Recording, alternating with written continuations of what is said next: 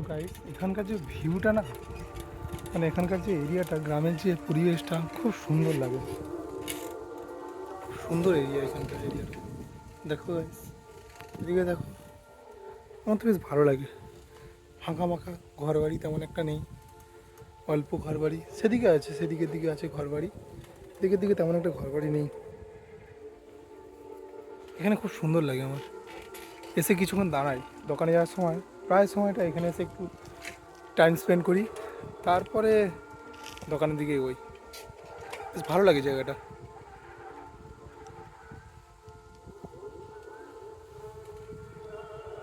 যদি সামর্থ্য থাকতো না, এখানকার কোনো একটা জায়গা কিনে রাখতাম।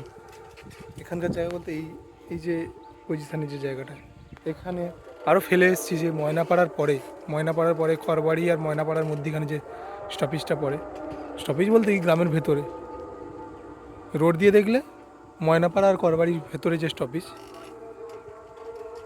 খুব দারুণ জায়গা। এখানকার জায়গাটাও যেমন, সেখানকার জায়গাটাও তেমন।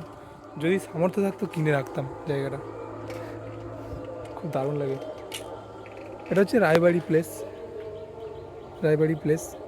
দেখে মাঠে থেকে যে কড়াই শাক ভর্তি,